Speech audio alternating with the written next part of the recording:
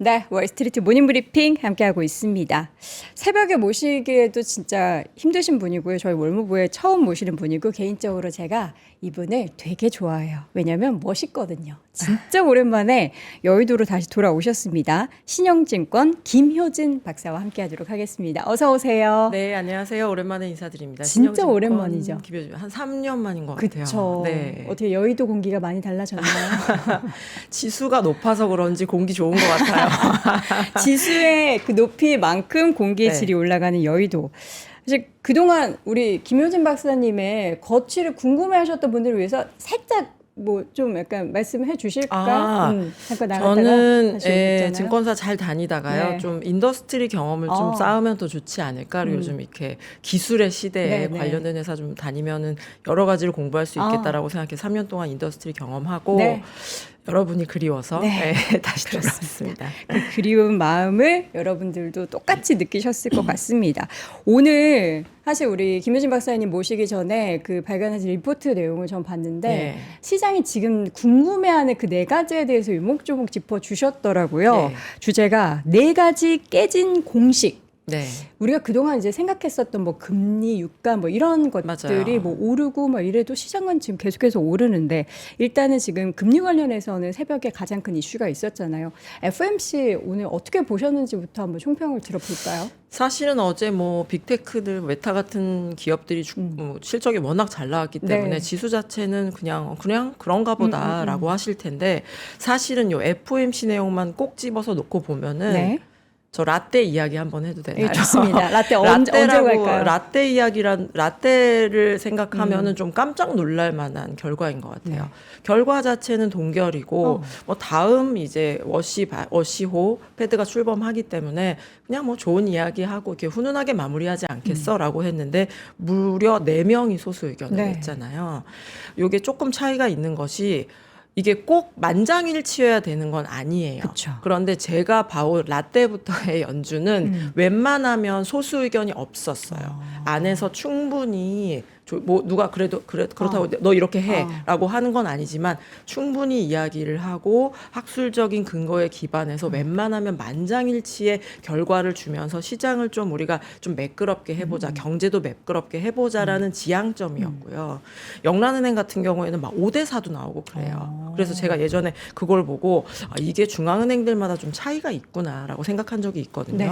근데 이번 회의에는 무려 4명이, 한 명은 인하를 해야 된다. 그리고 나머지 3명은 인하할까가 아니라 이거 물가 높은데 우리 계속 이렇게 인하 얘기해도 되는 거야. 문구를 좀 조정해야겠어. 라고 하면서 오히려 약간은 매파적으로 해석될 수 있는 반대표를 던졌기 때문에 방향이 그러면 매파였습니까? 비둘기파였습니까? 양쪽이 다 나온 그런 조금 어지러운 회의였다라고 총평을 드릴 수가 있을 것 같습니다. 그러니까 시장에 명확한 뭔가 방향을 제시해야 하는 연준의 역할에서 지금 벗어나서 우리를 되게 혼란에 휩싸여야 하는데 네. 근데 시장의 반응을 보면 물론 이제 금리는 올라갔지만 지수 자체는 크게 네. 영향을 미치지 않고 있는 것 맞아요. 같아요. 오늘 정확히 꼽아주셨는데 저는 연주는 매우 중요하죠. 매우 중요하고 예전에 문구 하나 이 단어가 영어로 무슨 뉘앙스야. 맞아요. 우리가 이런 것까지 공부를 했었는데 앞으로는 연준의 존재감이 조금씩 떨어지지 않을까라는 제 입장에서는 약간 슬픈 생각을 하게 돼요. 왜 그런지를 한번 자료를 네. 함께 한번 보시겠습니다. 네.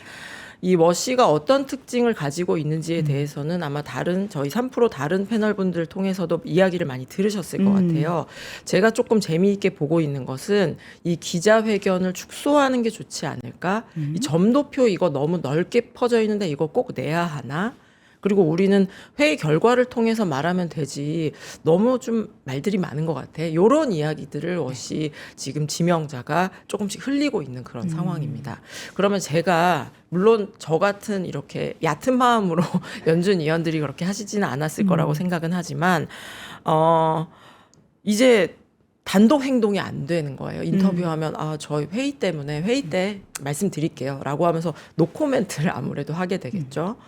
기자회견도 없다라고 한다면 연준이 내놓은 거는 옛날에도 그런 적이 있어요. 옛날에 굉장히 오랫동안 한 페이지만 나왔었거든요. 한 페이지. 한 페이지에 그냥 영어만 줄줄줄줄.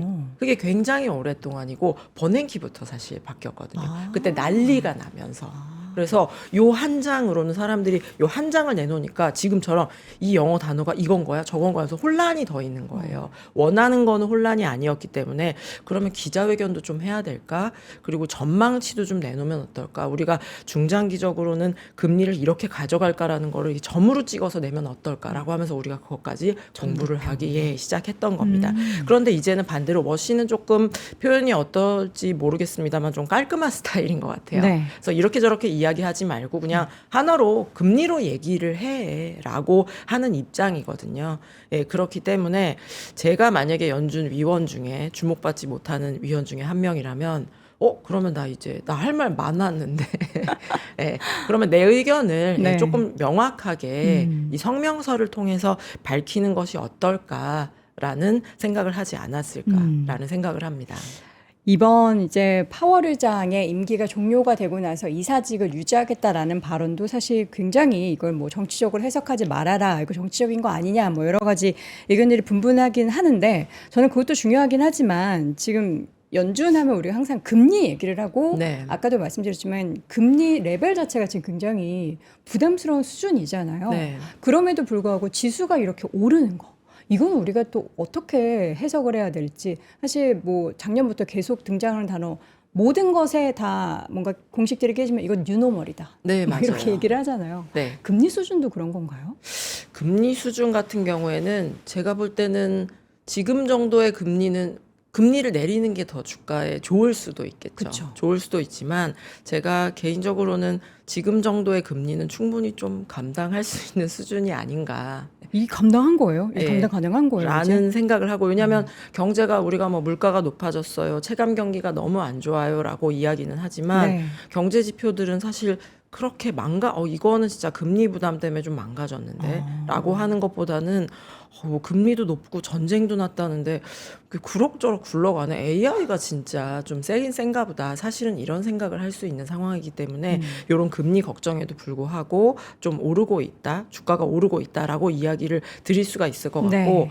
오늘은 사실 이 워시가 이제 앞으로 워시호 페드가 출범을 하는데 어떤 식으로 봐야 될까에 대해서 조금 긴 그림을 말씀드리려고 해요. 네. 제가 아까 앞에 서두에서 앞으로 연준의 존재감이 저는 슬프지만 조금은 옅어질 수도 있겠습니다. 라는 이야기를 드렸는데 왜 이런 이야기를 드렸냐면 사실은 제가 연준 위원이라고 하면 나의 직관은 이래. 그러니까 기준금리를 굉장히 높게 가져가겠어. 낮게 가져가겠어. 이렇게 굉장히 자신 있는 분보다는 나는 이렇게 생각하는데 데이터는 이렇게 나왔는데 이거 이 둘 중에 5대5로 해야 되나 6대4로 해야 되나 그런 개인적인 고민 엄청 많이 하실 거라는 거죠.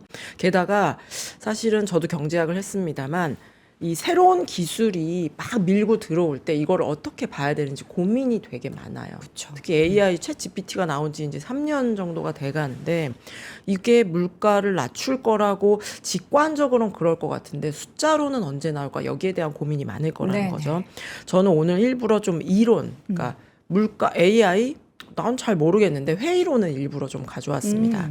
차트에 글씨가 되게 많은데 결론만 보시면 돼요. 이 위에 굵은 글씨가 되게 자극적인데 네.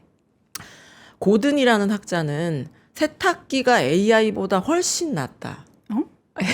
갑자기요? 저 약간 동의하긴 한데요. 세탁기가 AI보다 낫다? 그 네, 경제적인 어떤 의미죠? 측면에서 우리가 AI라는 거는 새로운 기술, 우리의 생산성을 엄청 올려줄 거야. 네. 우리 이제 아무것도 안 하고 넷플릭스만 보면 될 수도 있어. 라는 이제 희망을 가지고 있는데 이렇게 계산을 막 해보니까 과연 그럴까? 라는 거를 세탁기가 더 낫다라고 좀 자극적으로 이야기를 한 거죠. 네. 이 글씨가 되게 많은데 뭐냐면 이 막대기는 미국의 생산성이 얼마나 늘었는지예요. 그래서 막대기가 위로 올라가 있으면은 이때는 생산성 붐이네. 내려가 있으면 뭐가 없었나?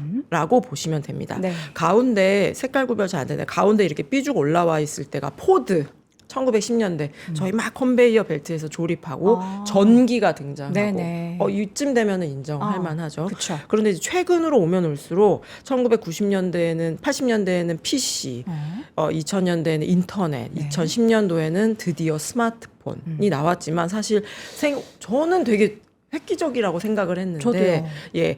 이전에 1990년대 2000년대 초반에 비해서는 생산성의 향상이 낮거든요. 그러네요. 네. 그래서 AI 대단한 거 인정. 나도 편하게 쓰는 거 인정. 하지만 이게 당장 GDP 숫자를 빡빡빡빡 바꿀 거냐. 물가도 숫자를 팍팍팍팍 꽂히게 할 수 있느냐. 네. 그렇지는 않다라는 거고 이 고든 한 분만 이야기했다라고 하면은 뭐 사람의 생각이 여러 가지니까라고 하고 넘어갈 수 있을 것 같은데 저희 아세모글루라고 노벨 경제학상 받으신 분이 있어요. 훌륭한 분이군요. 예, 훌륭한 분입니다. 네. 훌륭한 분이 있는데 이분은 되게 선 하나로 약간은 그런가라는 생각을 하게 해요. 뭐냐면 이 선이 파란색 선이 하나가 그냥 자로 되고 근 것처럼 쭉 가 있잖아요. 네. 저게 뭐냐면 미국의 1인당 실질 소득에 미국이 그냥 저렇게 경제 성장을 해왔구나라고 보시면 됩니다. 그런데 이 차트가 언제부터 시작을 하냐면 1880년부터. 그러니까 이게 한 4, 50년짜리 차트를 제가 가지고 온 게 아니고 한 150년인가요? 네네. 엄청 긴 차트를 가지고 왔는데 이 동안에 아까 저희 생산성에도 보신 것처럼 뭐 잔잔바리로 PC도 있지만 전기, 철도, 항생제, 네. 저희 뭐 책에서나 보는 그냥 위대한 발명품 이런 것들이 다 등장을 했음에도 불구하고 미국은 그냥 계속 2%야. AI가 등장한다고 해서 이 선이 갑자기 가파르게 상승한다라고 나는 지금은 단언할 수는 없어. GDP 2%의 네. 그래서 여기에 대해서는 GDP 숫자 계산은 잘못한 거 아니야? 이런 거 아니야? 막 이야기를 하지만 결과적으로는 미국 경제가 요만했다가 이렇게 벙벙벙벙 커지잖아요. 그러면 이 커진 미국 경제가 똑같이 2%로 성장하려면 더 많은 저희 그쵸. 근육질 어. 분이 유지하려면 네, 유지하는 것도 네, 힘들잖아요. 맞아요. 그리고 여기서 2%의 근육을 매번 더해야 되라고 한다면 너무 운동을 무게를 얼마 쳐야지 됩니까? 그래서 이런 발명품들 기술이 내가 이상하다라고 하는 게 아니라 이런 것들 덕분에 우리가 이렇게 아름답게 우상향을 할 수 있는 거다. 그러니까 AI에 대해서도 이게 굉장히 다를 거다라고 생각하기보다는 지금은 우리가 앞으로 오랫동안 2% 이렇게 커진 덩치 그리고 이렇게 혼란한 와중에서도 요 정도 성장을 할 거라고 보는 게 맞지 않겠니라는 생각을 합니다. 제가 아침에 뭐 막 GDP 뭐 생산성 왜 이런 어지러운 이야기를 드리냐면 네네. 이게 지금 제가 1880년대부터 데이터 가지고 왔잖아요. 저희가 궁금한 건 당장에 다음 달 인하는 물 건너 갔다라고 치고 그 다음 달은 어떻습니까? 연말에 아주 길게 봐서 연말에 금리는 어떻겠습니까? 사실 투자자 입장에서는 이게 궁금해요. 궁금하죠. 그런데 연준 위원들이 보고 있는 데이터, 고민하고 있는 건 이 지점이란 말이에요. 엄청나게 긴 데이터들. 예. 그리고 자신이 오판하면 안 되잖아요. 네. 그러니까 신중할 수밖에 없죠.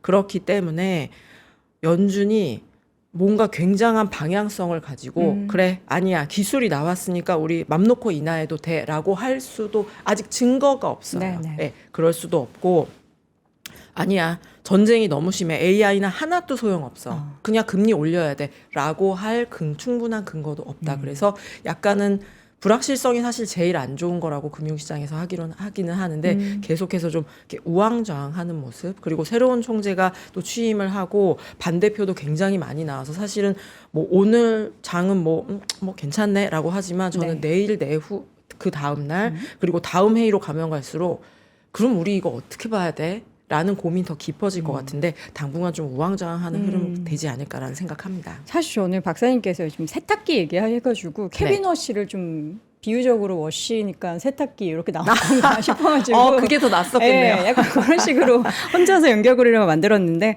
사실 그 AI에 대해서의 효용성 얼마나 많이 생산성을 증가시키느냐에 대해서는 워시는 또 긍정적인 발언들을 맞아요. 최근에 했었어가지고 우리는 이쪽에 좀 기대감을 갖는데 우리가 막 엄청난 뭐 생산성의 향상까지는 아니어도 지금 당장은 아니어도 아까 지금 150년 차트를 보면은 네. 그 2%를 네. 계속해서 성장시키는 것에는 정말 많은 것들이 투여가 되는데 그게 물론 AI 효과가 만들어낼 앞으로의 행보는 네, 맞습니다. 우상향은 맞다. 근데 우리가 진짜 이만큼 봐야 되는지 이만큼 봐야 네. 되는지는 지금은 좀 가늠하기는 어려운 상황이라서 그들의 판단도 맞습니다. 아마 어려울 거다. 네, 맞습니다. 근데 그럼에도 불구하고 금리 지금 인하 안 한다고 그러니까 인하에 대한 가능성이 낮아졌음에도 불구하고 시장이 그러면은 왜 오르는 걸까요? 저는 사실은 뭐 저희 기준금리 이야기도 했지만 전쟁에도 주가가 이렇게 버틴다고? 그러니까 유가가 지금 110달러 막 그래요. 예, 어젯밤에 또 되게 많이 네. 올라서 이제 108불까지 올라갔는데 또 뭐 이게 봉쇄를 계속한다. 아니다. 화해한다. 계속 이렇게 연애 고수들이 없는데 연애 프로그램도 이렇게 심장 쫄깃할 것 네. 같지는 않은데 계속 이 쥐락펴락하고 있는 상황입니다.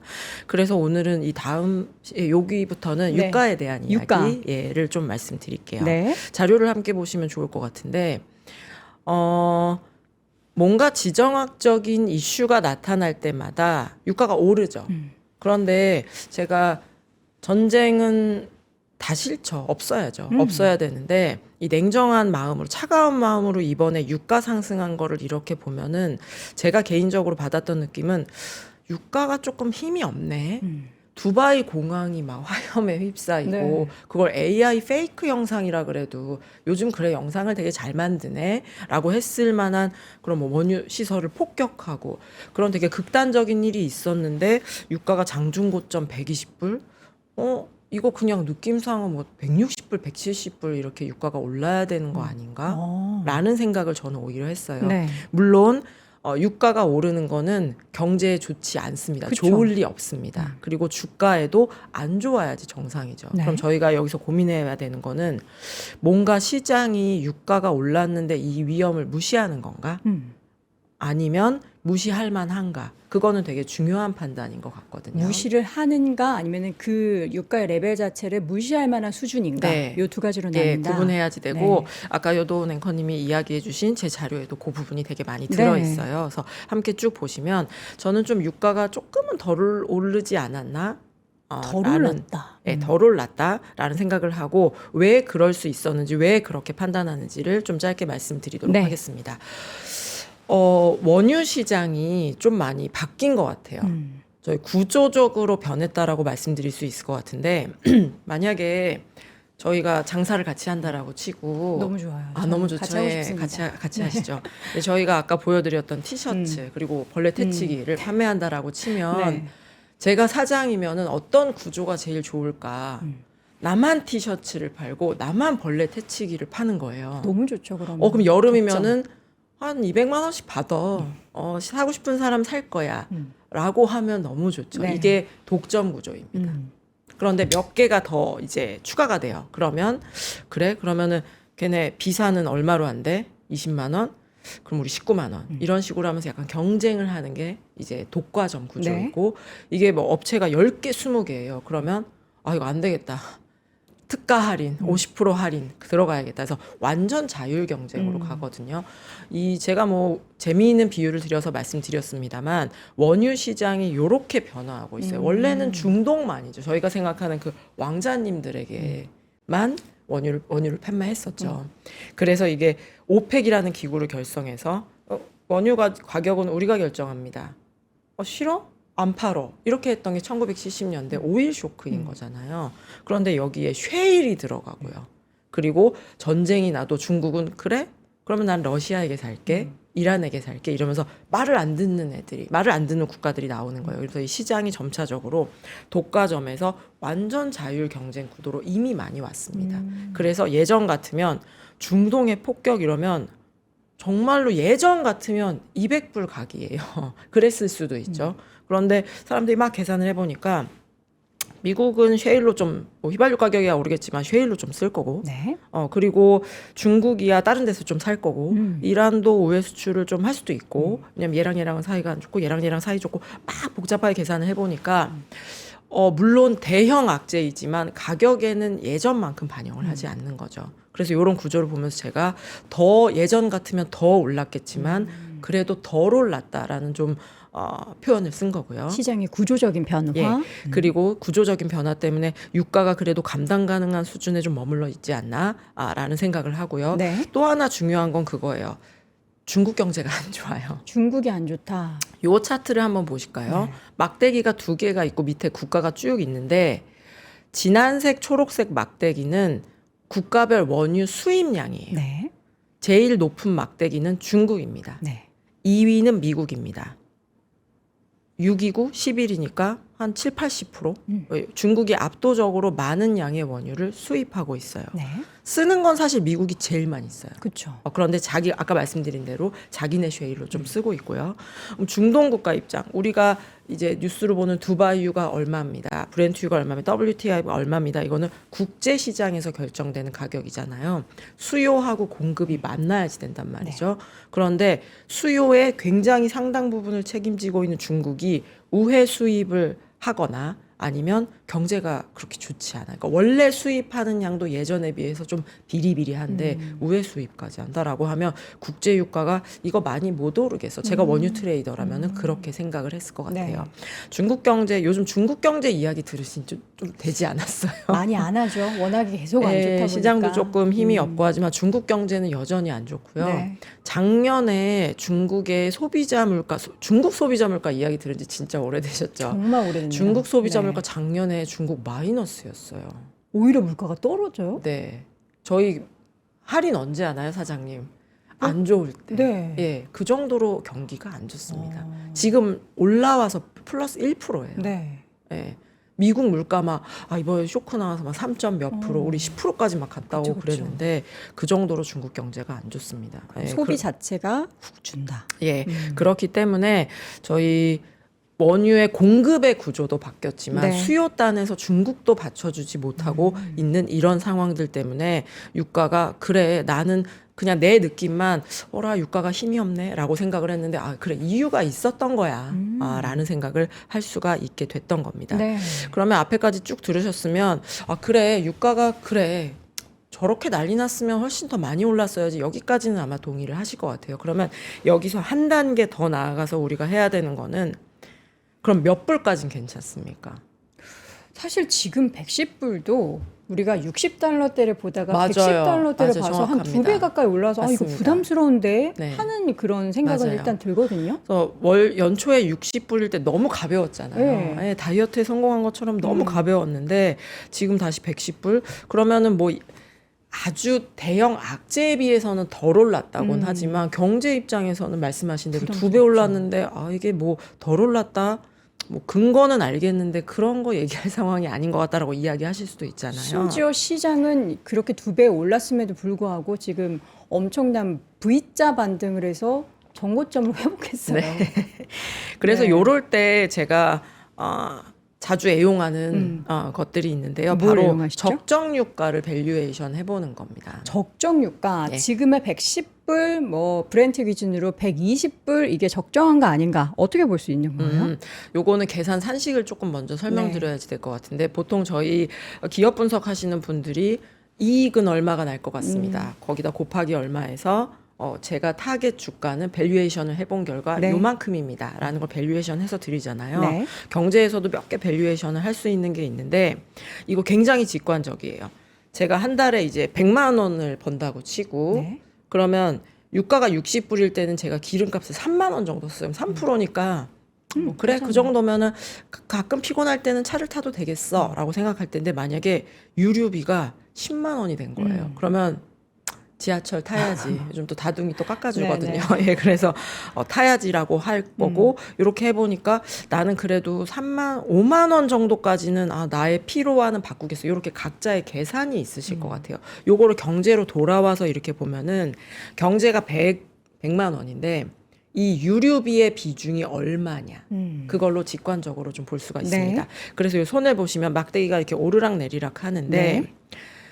전체 경제 100만 원에서 평균적으로 유류비를 썼던 거는 대략 3만 원입니다. 2.8%. 네. 그리고 이게 꼭 3%까지는 괜찮습니다. 4%까지부터는 어렵습니다. 라는 걸 자로 그을 수는 없지만 GDP 대비해서 유류비가 4%를 근접하거나 넘어가기 시작하면 경제가 좀 희마리가 없고 꺾어지기도 해요. 네. 대표적인 사례는 빨간색으로 되어 있는 1, 2차 오일 쇼크 그리고 저기 주황색으로 해놓은 데는 2000년대 중후반의 원자재 랠리고요. 그리고 그 후반 때는 전쟁이 있었죠. 네. 코로나 때도 살짝 올라왔던 거죠. 예, 코로나 때도 그때. 코로나 때는 경제가 너무 이제 슈링크되다 보니까 예, 내려갔습니다. 네. 그래서 요거를 그래 한 3% 언저리에 있다라고 한다면 유가가 올라도 경제가 그렇게 꺾어지겠다라고 보기는 좀 어렵겠구나. 만약에 이게 4%까지 근접을 한다면 저는 또 이제 이코노미스트로서 주가가 뭐 고점이고 뭐고 뭐 AI고 모르겠고 아 이거 비중이라도 좀 줄이셔야지 됩니다. 조금 챙기셔야 됩니다라는 이제 콜을 드려야 되기 때문에 요 차트를 되게 열심히 보는데 작년에는 이 숫자가 2.3이었어요. 요게 뭐 2.3, 2.8 이래서 소수자리까지 가는데 요 0.1이 갈라놓을 때가 많습니다. 예. 올해 초에 60불일 때 2.3. 그래서 저 올해 경제를 이렇게 보면서 올해 경제 연준이 금리 막 엄청 인하 안 해도 괜찮을 것 같아요. 뭐 전쟁도 나고 트럼프도 어쩌고 한다던데 뭐 AI를 좋게 보는 거야. 근데 뭐 AI도 좋을 것 같은데 비용이 싸요. 라고 저는 이제 이야기를 드렸었던 네. 거거든요. 요게 100이라는 숫자가 그래서 요걸 밸류에이션 해본 결과 네. 지금 저한테 만약에 그러면은 한 얼마면 괜찮아요? 라고 물어보신다면 저는 95불이면 괜찮습니다. 라는 게 저의 대답입니다. WTI 기준으로요? 네, WTI 95불. 95달러. 지금 오늘 108불이잖아요. 네. 그럼 들으시는 분들은 망했다라고 들으실 수 있는데 아니죠. 이게 평균입니다. 예, 맞습니다. 예, 그래서 뭐 연평균 적어도 한 6개월 평균이기 때문에 지금 월가에서 사실 4분기 하반기에 네. 그 유가에 대한 전망을 얘기를 할 때 이게 뭐 전쟁 끝나고 떨어져도 한 80달러대 상당 기간 유지가 될 수 네. 있다라는 숫자를 보고서 아 그래도 우리가 60달러대 네, 80달러 맞아요. 부담 아니야 했는데 또 박사님께서 95달러는 얘기를 네. 하니까 80달러면 그럼 완전 좋은 예. 거네. 그러면은 월가의 좋네요. 전망이 맞는다라고 치고 60불에서 저희 100불 언저리 좀 120불 갔다가 100불, 95불, 100불 막 왔다 갔다 하다가 80불이라고 치면 제가 지금 산수를 잘 할 수 있을지 모르겠는데 대충 평균하면은 뭐한 90에서 네. 더 낮을 것 같은데 네, 연평균 네. 한 80 정도 될 것 같거든요. 그러면 저의 계산이 맞다면 예, 95불 아래이기 때문에 네. 물가는 올라가죠. 유가가 말씀하신 대로 막 60%, 70% 올라가는데 물가가 안 올라가는 것도 이상하죠. 그쵸. 그렇지만 이게 경제를 다 한 번에 단칼에 폭풍 속으로 밀어 넣을 거냐라고 하면 그런 레벨은 아니다.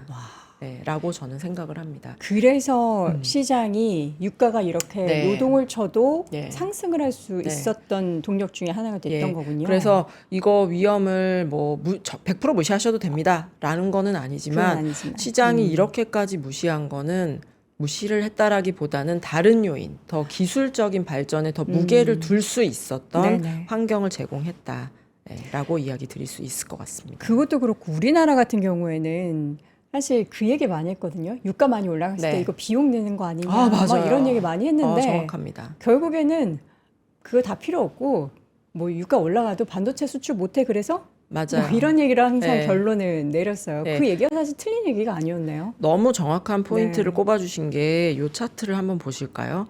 저희 전쟁이 맨 처음에 터졌을 때 한국이 원유 의존도가 거의 가장 상위에 있거든요. 맞아요. 그래서 이거는 뭐 반박의 여지가 없기 그쵸. 때문에 기름이 저희가 안 나기 때문에 네. 그래서 어쩔 수가 없는데 그냥 이거 되게 단순한 그림이에요. 뭐냐면 빨간색 막대기는 한국의 원유 수입액입니다. 파란색 막대기는 반도체 수출액입니다. 네. 그럼 제가 가운데 이렇게 갈라놨는데 2010년대 중반 이전에는 반도체 이때도 반도체가 저희의 굉장히 주요 이때 애플이잖아요. 그쵸. 아이폰 시대이기 때문에 굉장히 수출을 잘 했고 매출이 빡빡빡빡 늘었습니다만 원유 수입액이 눈대중으로 보면 2배 될 때도 있었어요. 예, 그렇기 때문에 이때는 반도체 그냥 경제적인 입장만 놓고 말씀드릴게요. 반도체 수출 잘 되는 건 땡큐. 그런데 유가 오르고 내리는 게 훨씬 되게 거슬리는 그런 상황이었죠. 그런데 이게 2015년, 16년대 조금씩 이거 역전되나? 네. 라고 하더니 2016년부터는 명백히 역전이 됐고 작년에는 이거 2배까지는 안 되는데 그냥 조금 보태서 원유 수입액보다 반도체 수출액이 거의 2배예요. 그러네요. 네, 한 80% 정도 많습니다. 그리고 이거는 작년까지 숫자잖아요. 네네. 올해 지금 1월부터 저 연휴 동안 또 4월 수출 나오는데 수출액이 더 무럭무럭 자라나고 있기 때문에 저 파란 차트가 예, 또 올해는 위로. 또 물리적으로 원유가 못 들어오고 있어서 좋은 건지 나쁜 건지 그러게요. 모르겠지만 네. 더 벌어지죠. 그러면 제가 만약에 월가에 있는 외국인 투자자인데 한국 담당자예요. 그러면 한국이 원유 의존도가 높고 그런 비용 구조가 안 좋지. 이거는 긍정적이라고 할 수 없어요. 그런데 한국 전체 시장을 놓고 봤을 때 원유 수입액이랑 반도체 수출이랑 비교해 봤더니 나 이거 차트 되게 오랜만에 봤는데 이렇게 벌어졌어? 그러면 첫 줄이 원유 수입액이 중동 전쟁이 발발해서 원유 수입 의존도가 높아서 안 좋습니다가 첫 줄이 아니고 네. 저희 큰 거부터 앞에 넣어야지 되잖아요. 반도체. 예, 한국은 반도체 수출이 전체 경제에서 이만큼 차지하고 엄청 늘어나고 있는데 이건 잘 됩니다. 단 원유가 이렇습니다. 라고 하는 게 좋은 보고서, 그쵸. 좋은 판단이 되겠죠. 예. 그래서 이런 면들을 보면은 한국이, 앵커님 정확히 찝어주신 대로 반도체를 조금 더 중요하게 볼 만한, 저희가 주식만 그냥, 반도체가 좋으니까요, 하이닉스가 좋으니까요, 변압이 뜨거우니까요. 그런 이제 문제가 아니라 전체 정말 금액으로 봐도 시장이 최고치를 심지어 갈아치우고 있는 게 이유가 있구나라는 이야기를 좀 드릴 수 있겠습니다. 물론 저 이제 원유에 대한 절대적인 가격이 올라가면 특정 기업이나 특정 섹터에는 당연히 비용 증가를 야기시키겠죠. 그래서 안 좋을 수 있겠죠. 근데 전체 우리나라 경제를 봤을 때는 지금 긍정적으로 볼 수밖에 없는 그런 구조적인 변화가 확실하게 드러나고 있다라는 것에 있어서 최근 시장이 계속 사상 최고가를 우리나라가 네. 경신하는 데는 이유가 그만한 있었다. 이유가 있었군요. 네, 라고 생각을 합니다. 그 앞으로도 그럴 것인가에 대해서는 어떻게 이제 마무리 발언으로 우리 박사님의 네네네네. 의견은?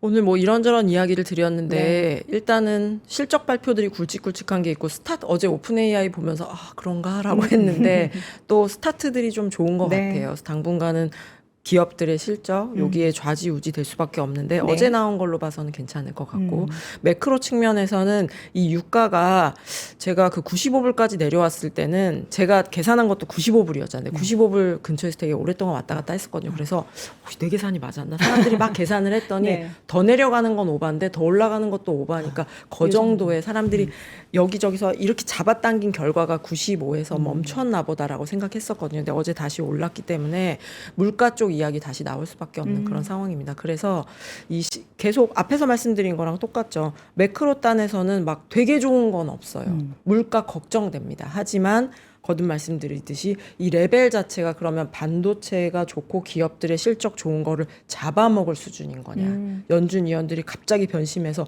막 인상을 할 상황인 거냐. 그렇지 않다라는 게 저의 결론입니다. 알겠습니다. 제 표정에서 드러났어요. 네, 앵커님도 반가워서 얼굴 표정이 좋은 듯. 맞아요. 저도 우리 김효진 예전에 이제 위원님으로 항상 불렀는데 김효진 박사님이 다시 여의도로 돌아오셔서 너무 좋고 심지어 월스트리트 모닝브리핑의 첫 출연이신데 그 복귀해서 3프로TV의 첫 출연을 저희 방송을 해주셔서 너무나 반가웠습니다. 여러분들도 진짜 많이 반가우셔서 지금 슈퍼챗까지 쏘아졌는데 이제 좀 자주 뵐 수 네. 있겠죠? 네, 자주 뵙도록 우리 하겠습니다. 자주 이제 새벽에도 종종 시간 되실 때 모시도록 하겠습니다. 오늘 신영증권 김효진 박사님과 함께했습니다. 고맙습니다. 고맙습니다. 자, 오늘도 월스트리트 모닝브리핑 함께 하셨습니다. 어제도 제가 잠깐 말씀드렸는데 이제 오늘까지만 저희가 방송을 하고 내일부터 살짝 쉬잖아요. 연휴 같이 보낼 만한 좋은 컨텐츠 3프로TV에서 마련하고 있습니다. 영화 빅쇼트에서 월가에 분노하며 샷을 날렸던 배우 스티브 카레 여러분 기억하시나요? 지금 방금 이제 화면에 나오고 있는 분인데 3프로TV가 지금 바로 이 화면에 보이는 영화 속 주인공 마크 바움의 실제 인물 스티브 아이스먼을 단독으로 만났습니다. 이번 주 금요일 내일이죠. 근로자의 날이라서 쉬는 분들 많으실 텐데 저희 3프로TV가 여러분의 알찬 연휴를 위해서 야심차게 또 인터뷰를 준비했습니다. 우리 스티브 아이스먼의 단독 인터뷰 내일 금요일 오후 3시에 단독 생중계가 아니고 이제 녹화 영상이 올라갈 예정이니까 여러분들도 관련한 내용들 보시면서 휴일 잘 보내시길 바라도록 하겠습니다. 저는 다음 주 월요일 오전 6시에 다시 돌아오겠습니다. 여러분 오늘도 고맙습니다.